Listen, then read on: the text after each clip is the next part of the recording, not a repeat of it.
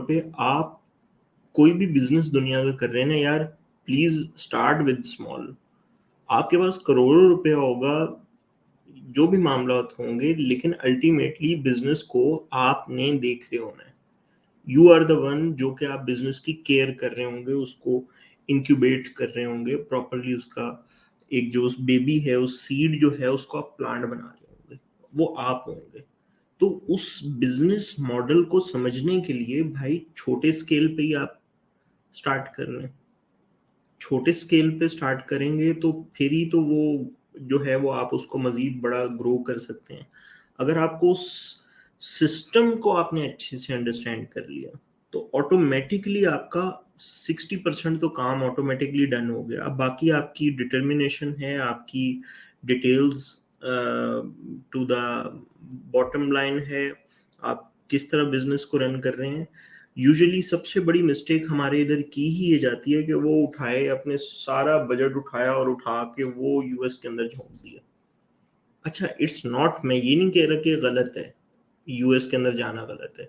अगर आप यूएस में आप देखें ना, आप पहले दिन जब भी गाड़ी कोई आपको चलानी सिखाता है या आपको साइकिल चलानी सिखाता है, तो आपने देखा होगा कि, ये मैं जरा देसी एग्जांपल देने लगा हूँ, कि आपने देखा होगा वो आपको पुरानी जो एक साइकिल होती है, बोलते हैं कि बेटा पहले इसके ऊपर चलो, या आपके पास दो गाड़ियां हैं तो जो कीमती गाड़ी है उसको जरा साइड पे रखते हैं, बोलते हैं यार बेटा ये जरा इस पे चलानी है, हाथ सीधा कर लो, फिर उसके बाद आप जो है वो चलाते रहना। जब आप ऐसी मामलात कर रहे होंगे तो आप मुझे खुद बताइए कि आप पहली मर्सिडीज के ऊपर जो है वो बैठ गए, आप कोरोला एक खड़ी है, एक मर्सिडीज आने वाला जी, पहले दिन इसी में बैठते हैं। अब वो आप पहली दफा जिंदगी में चला रहे हैं, पहली दफा चला रहे हैं, थ्योरी आपने पढ़ ली, आपने यूट्यूब से सीख लिया, आपने मल्टीपल ऑर्गेनाइजेशंस के जो भी एक वीडियो सीरीज है उससे आपने सीख लिया, वो आपने थ्योरी सीख ली। लेकिन गाड़ी चलाते वक्त आपका प्रैक्टिकल एक्सपीरियंस जरूरी है, दैट्स इट। आपका प्रैक्टिकल एक्सपीरियंस जरूरी है। अगर आपका प्रैक्टिकल एक्सपीरियंस नहीं होगा, नो मैटर आपने थ्योरी कितनी अच्छी पढ़ी हो, you are most likely missing that slot. आप एक स्टेप को मिस करके छलांग लगा रहे हैं, हो सकता है अटक जाए, हो सकता है आर चले जाए, हो सकता है पार चले जाए, ये आपके ऊपर है। तो मेरी हमेशा सजेशन यही होती है कि भाई स्टार्ट विद स्मॉल, छोटे से स्टार्ट कर लो। आप देखें ना, जिस मार्केट प्लेस में आप जा रहे हैं, जहाँ कंपटीशन भी कम होगा, जहाँ पे पीपीसी की कॉस्ट भी कंपैरेटिवली कम होगी, जहाँ पे आपको मार्केट का गैप बड़ा इजीली मिल जाएगा, जब आप ऐसी छोटी मार्केट के अंदर लॉन्च करेंगे तो आप मुझे खुद बताइए कि आपके लॉस के चांसेस कम नहीं हो जाएंगे। Number one. दूसरी चीज मैं बोलता हूँ कि भाई आपने बिजनेस ही करना है ना, स्केल उसे आप करना चाहते हैं, हर बिजनेसमैन का ख्वाब होता है कि वो बिजनेस को स्केल अप करे।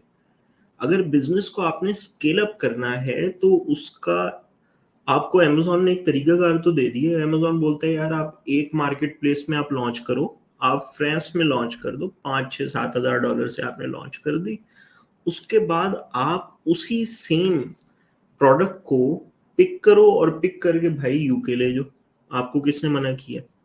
अब आपने एक चीज लॉजिकली समझनी है, लॉजिकली समझनी है कि यार अगर मैं यूके के अंदर डे वन से जाऊंगा, लेट्स से वो कंपेटिटिव नीश है, हाई सेलिंग नीश है, आप डे वन से जाते हैं विद जीरो रिव्यूज, तो आपको उस वक्त मेहनत ज्यादा करनी पड़ेगी या कम करनी पड़ेगी एज कंपेयर टू जब आप एक सर्टेन रिव्यूज के साथ आप जो है वो यूके में जा रहे हैं।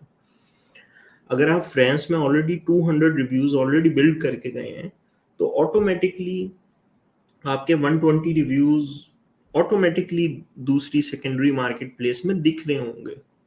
जब उस मार्केट प्लेस में दिख रहे होंगे तो डे वन से आपका पीपीसी सीपीसी जो है वो नीचे आ जाएगा, कॉस्ट पर क्लिक जो है, आपकी सेल्स ज्यादा बेटर आनी स्टार्ट हो जाएंगे, और जब पहले टाइम से ही सेल्स बेटर आएंगी तो आपकी फौरी तौर पे रैंकिंग भी हो जाएगी। ये मैं वो बात नहीं आपसे कर रहा कि मैं कोई थ्योरी आपके सामने रख रहा हूँ कि ऐसा हो जाना चाहिए, मैं वो बात आपसे कर रहा हूँ जो ऐसा होता है, ऑलरेडी ऐसा होता है।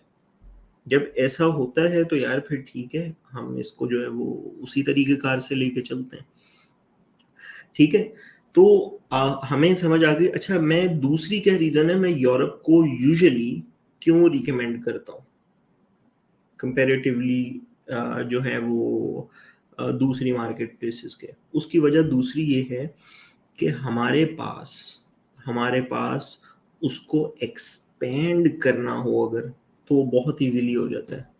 सेम कस्टमर्स हैं यूजुअली, ज़्यादातर के पेन पॉइंट्स भी सेम ही होते हैं यूरोपियन कंट्रीज़ के जितने रेजिडेंट्स हैं। आप अगर स्टडी करेंगे 70-80% सेम होते हैं, 20% डिफर होता है। जबकि आप सेम प्रोडक्ट को यूएस में लॉन्च कर रहे होंगे तो वहाँ वाला कस्टमर बेचारा, उसके स्टैंडर्ड्स कंपैरेटिवली जो है वो डिफर कर रहे होते हैं। वो कहते हैं भाई मुझे कम क्वालिटी वाली भी ओके है, चीप मिलनी चाहिए। लेकिन वही चीज़ आप जर्मनी में जाएंगे आपको हाई स्टैंडर्ड्स चाहिए, आप जापान में जाएंगे उसको हाई स्टैंडर्ड्स चाहिए। तो हमें, अगर हम यूरोपियन मार्केट प्लेसेस को देखते हैं तो आपके पास फौरी तौर पे 4 तो इन पैरेलल ऑप्शंस आ रहे हैं, फ्रांस, इटली, स्पेन, फिर उसके बाद जो है वो इवन यूके या जर्मनी। तो आपके पास ये एक्सपेंड करने के राइट वे ऑप्शंस हैं। आप छोटे से उस बजट से लॉन्च करते हैं, आप उसी प्रोडक्ट को उठा के इटली में ले जाते हैं फ्रांस से, उसी प्रोडक्ट को उठा के इटली से उठा के सेम एसकेयू को बिल्ड इंटरनेशनल लिस्टिंग करके मजीद आगे एक्सपेंड कर लेते हैं। जब आप उसको इस तरीके से एक्सपेंड कर सकते हैं तो भाई आपको इतनी बड़ी छलांग लगाने की ज़रूरत क्या है? इतनी बड़ी क्यों छलांग लगा रहे हैं जी? हमने $25,000 की लॉन्च की, अल्हम्दुलिल्लाह। अब हम जो है वो वही वही बात है ना कि पहले मैं बिलियनर होता था तो अब मिलियनेयर बन गया। ये हैं एक्चुअली रॉन्ग स्ट्रेटजीज। ये आप मेरी बात आप जहन में रख लीजिए, यही यूजुअली मसाइल आ रहे होते हैं।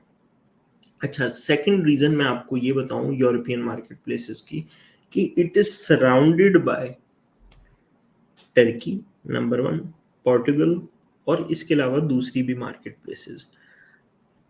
आप टर्की के फ्री ट्रेड एग्रीमेंट्स हैं यूरोपियन कंट्रीज के साथ। जब टर्की के फ्री ट्रेड एग्रीमेंट्स हैं तो यार आप तो थोड़े से आपने पैसे स्पेंड किए, आपने वो टर्की के अंदर कुछ यूनिट्स जो कि already we are working on it already, आपने वो चंद यूनिट्स वहां से पिक किए और पिक करके आप जो है वो ले गए फ्रांस के अंदर 50 यूनिट्स आपने भिजवा दिए। वो एज अ कम्युनिटी हम फॉर श्योर देख रहे होंगे। जब आपने चंद यूनिट पकड़ के उधर भिजवा दिए तो यार इससे और मजेदार सीन क्या हो सकता है? आपने पकड़ा सामान, इटली भिजवा दिया 100 यूनिट, कहाँ आप 1000 यूनिट परचेज करके भिजवा रहे थे? फिर टाइम भी आप चाइना का 90 डेज अगर आपका लीड टाइम ओवरऑल बनता है, इतना लंबा आप इंतजार कर रहे थे। अब इंतजार करने के बाद आपकी प्रोडक्ट लॉन्च होती है, खुदा ना खास्ता फंस जाती है, तो रिस्क काफ़ी ज़्यादा है। 1000 यूनिट ज़ाया होंगे, उसकी स्टोरेज कॉस्ट अलग, उसकी मैनेजमेंट अलग, बाकी सब चीज़ें अलग। यही आपने 100 यूनिट से स्टार्ट किया या 200 यूनिट से स्टार्ट किया, वो आपका पिकअप कर गया। तो कहने से मुराद है हमारा अपना ज़ाती तौर पे हमारा बलाश में भी फोकस यही है कि हम किस तरीके से हम एक छोटे से बजट से उस बीज को बो सकते हैं, कैसे उस छोटे से बजट से उस बीज को बो सकते हैं।